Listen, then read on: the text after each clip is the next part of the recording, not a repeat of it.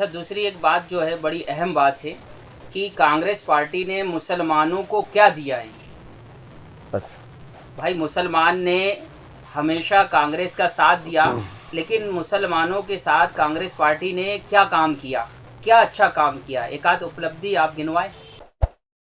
जो अल्पसंख्यक विभाग के ज़िला अध्यक्ष है और जो मोहताज तारुफ नहीं है, आप लोग तमाम लोग जानते हैं, हमारे वसीम रायल साहब है, अशफाक साहब है, ये तमाम लोगों को आप जानते हैं। और ये सोशल मीडिया में अक्सर इनके वीडियो आते रहते हैं, जो गरीब की हेल्प करते हैं, बहुत सारे ऐसे काम करते हैं जो समाज के लिए और माशरे के लिए फ़ायदेमंद होते हैं।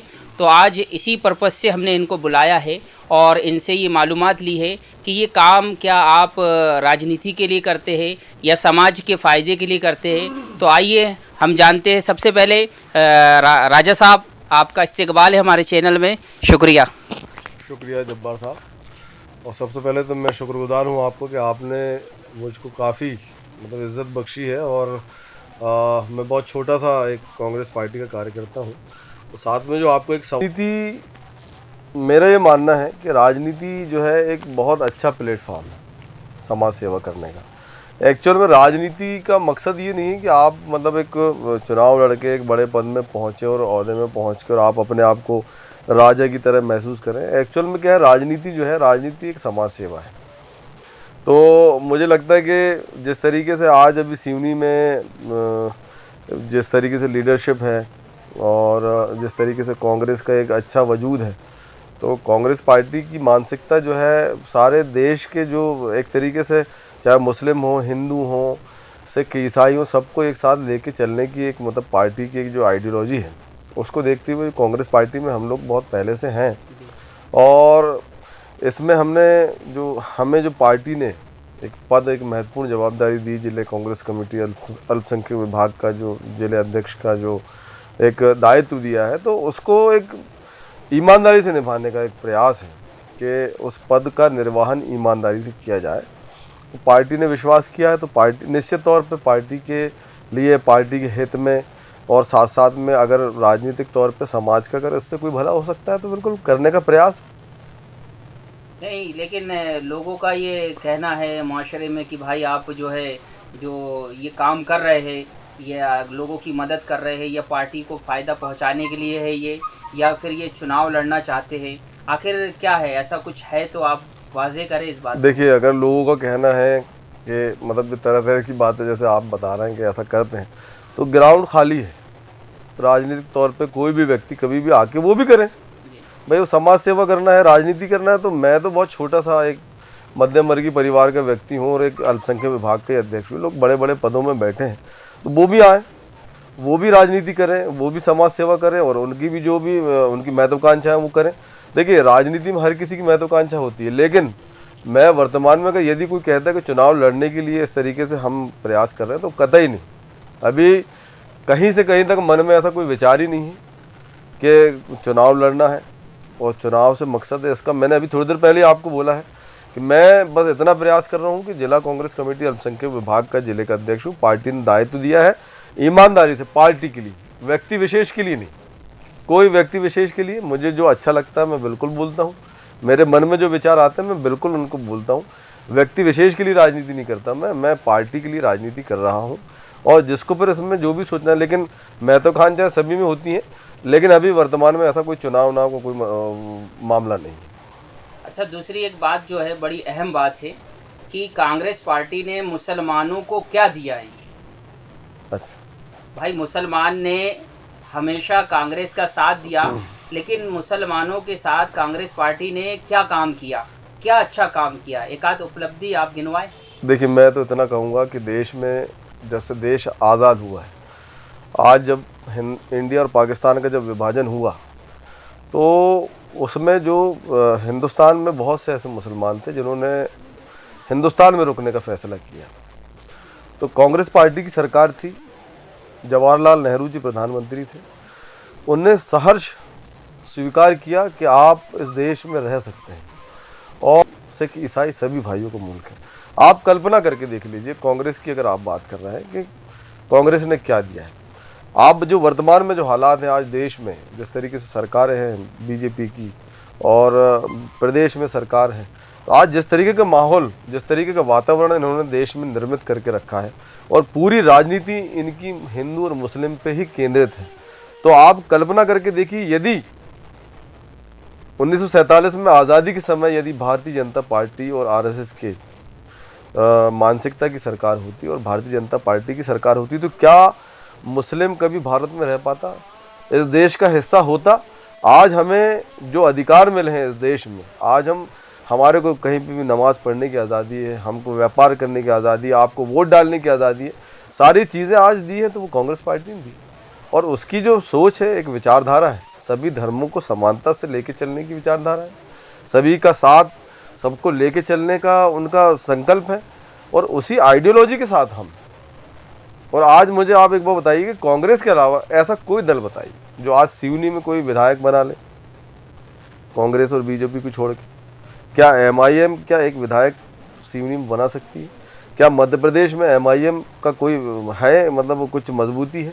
या अन्य कोई जो समाजवादी पार्टी, बहुजन समाज पार्टी, ये सारी पार्टियां जो है ये हमें सिर्फ बांट कर, हमारे वोटों का ध्रुवीकरण करके। लेकिन उसके बाद भी तो कांग्रेस यहाँ से कई सालों से जीत नहीं पाती, इसका क्या है?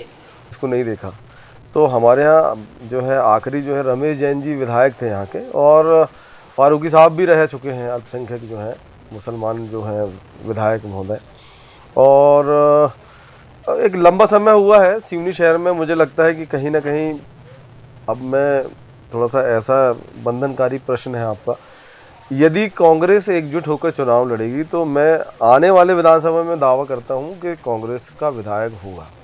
कहीं ना कहीं कमजोरी हमारी पार्टी के कुछ लोगों की ही हो जाती है कि हम एकजुटता से और एक ताकत से चुनाव में हिस्सा नहीं लेते, थोड़ा सा ये गलती है। और नहीं तो आराम से विधायक बनेगा आपका, नगर पालिका में भी अध्यक्ष आपका होगा।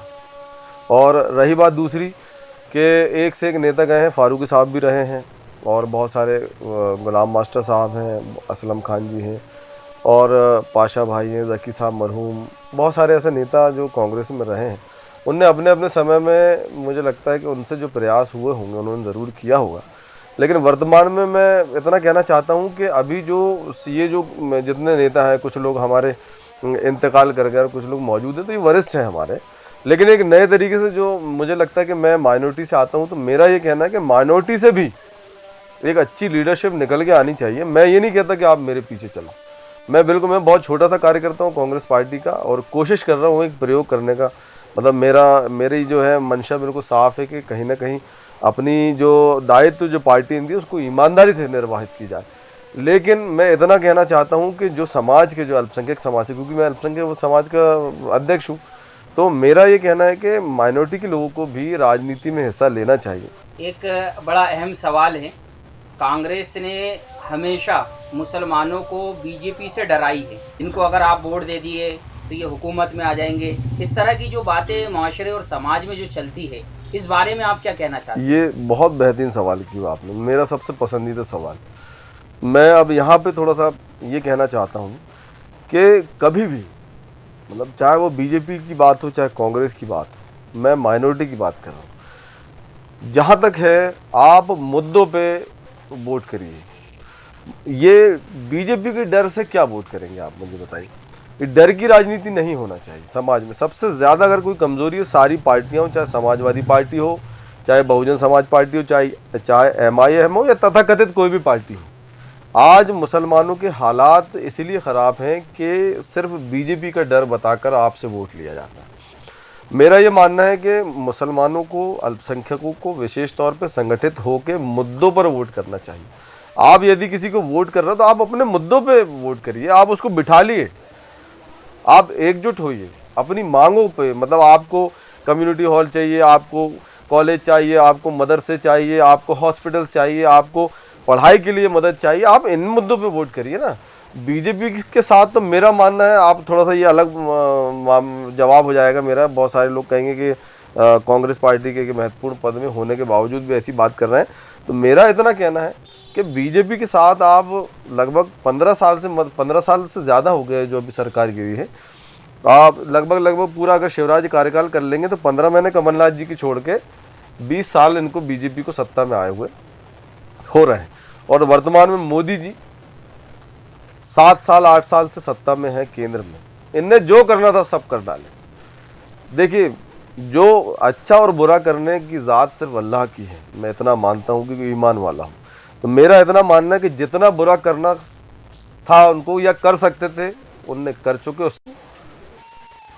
लेकिन एक सवाल जो आपने प्रधानमंत्री के लिए जो कहा या मुख्यमंत्री शिवराज सिंह चौहान के लिए कहा, तो आप देखें कि अगर इनने कुछ गलत किया है तो अच्छे भी बहुत सारे काम किए, चाहे वो प्रधानमंत्री हो चाहे वो मुख्यमंत्री हो। आप देखें कि एक घर के जो मुखिया होता है तो घर को चलाना बड़ा मुश्किल होता है, एक मुखिया को जो पूरा सूबा चला रहा हो, पूरा मुल्क चला रहा हो, और उससे उम्मीदें मतलब ऐसी करना, अगर उससे कुछ ऐसी कोताही हो गई तो बहुत सारे अच्छे काम भी हुए हैं। अब हो सकता है, लेकिन मेरा ये मानना है कि जिस तरीके से अभी वर्तमान में जो हालात हैं, जिस तरीके से महंगाई लगातार बढ़ रही, पेट्रोल डीजल गैस बिजली से लेके खाने पीने की सारी चीज़ें लगातार महंगी हो रही हैं, तो मुझे लगता है कि बेसिक जो सुविधाएं लोगों को चाहिए वो इतनी महंगी हैं, लोगों को मतलब जीना मुहाल हो गया है। कोरोना काल जैसे में लोगों को न बेहतर स्वास्थ्य की मतलब कमी रही है, लोगों को न स्वास्थ्य सुविधाएं मिल पाई हैं, ना उनको जिस तरीके से गवर्नमेंट से मदद मिलनी चाहिए थी वो नहीं मिली। हर चीज़ महंगी है। तो मुझे तो लगता है कि इनने जिस तरीके से सत्ता शासन चलाए हैं, इन्होंने तो सिवाय देश को बर्बाद करने के अलावा, बेचने के अलावा कुछ नहीं किया है। इस कदर की बेतहाशा महंगाई की आज कमर तोड़ महंगाई, लोग अपने आप को किस तरीके से पाल रहे हैं, ये वो एक व्यक्ति जो मध्यम वर्गीय व्यक्ति वही जानता है। बहुत बहुत हालात खराब है लोगों के। अब मुझे नहीं लगता कि कुछ चीज़ें निर्णय इनकी क्या पता नहीं है, वो कुछ हो सकते हैं, लेकिन अभी तक सिर्फ इनकी जो राजनीति रही है हिंदू मुस्लिम पर आधारित, और ये इससे कोई फायदा नहीं है, सिवाय लोगों को गुमराह करने के अलावा कुछ नहीं कर रहे हैं। आप देश में बिजली पानी सड़क सुरक्षा स्वास्थ्य शिक्षा इसकी बात करिए, मूलभूत सुविधाओं की बात करिए, ये सारी चीज़ें दीजिए तो हम मानते हैं ना। मैं तो स्वागत करता हूँ उस बात का कि हाँ बहुत अच्छा काम किया, लेकिन ऐसा कोई मुझे लगा नहीं कि कोई चीज़ में उन्होंने काम किया। कहा है मेरे लिए शायद वो बहुत बड़ी बात होगी। मैं ज़मीन से जुड़ा हुआ छोटा था और कुछ करने की कोशिश कर रहा हूँ, हमारी टीम। और सबसे बड़ी बात ये कि मैं अकेला कुछ भी नहीं हूँ। ये जो बैठे हैं हमारे वसीम भाई हैं, मिर्ज़ा फैसल बेग हैं, मोहसिन भाई हैं, समीर भाई हैं, अशफाक आशू हैं, और पूरी टीम जितने लोग हैं उनकी वजह से आज जिला कांग्रेस कमेटी अल्पसंख्यक विभाग इस मकाम पे पहुंची और हम लोग सारी चीज़ें कर पाते हैं। मैं अकेला कुछ भी नहीं हूँ, पहली बात तो ये। और मैं छोटा सा आदमी हूँ। और रही बात जो आप कह रहे हैं कि लोग जो बड़े बड़े नेता या पीछे लग जाते हैं, तो मुझे लगता है कि उनको मैदान खाली, उनको भी आगे काम करना चाहिए। मैं ईमानदारी से काम कर रहा हूँ, अपने जिम्मेदारी को निभाने की कोशिश कर रहा हूँ, और मेरा और कोई मकसद नहीं है। मैं चाहता हूँ कि समाज के अंदर जो जिस तरीके से मुझे अल्पसंख्यक विभाग की जवाबदारी दी गई, वो मुस्लिम अकेले की बात नहीं करता, चाहे वो सिख भाई हों, ईसाई भाई हों, माइनॉरिटी के अंतर्गत आने वाले सभी भाइयों को, सभी की आवाज़ बनना मेरा दायित्व है। उनके लिए टूटी फूटी जो भी कोशिश हो सके मुझे करना मेरा दायित्व, जवाबदारी, तो मैं उसको ईमानदारी से निर्वाहित कर रहा हूँ। दूसरी बात, जो लोग हैं जिनको लगता है कि भैया राजा मुबीन क्यों कर रहा है, वसीम रॉयल क्यों कर रहा है, अशफाक क्यों कर रहा है, वगैरह वगैरह क्यों कर रहा है, आप भी आइए, मोस्ट वेलकम, आप भी करिए सेवा, हम आपके पीछे हैं।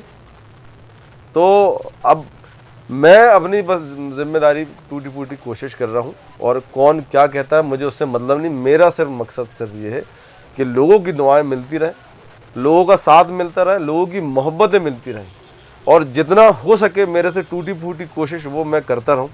उसके अलावा और कोई मकसद नहीं है।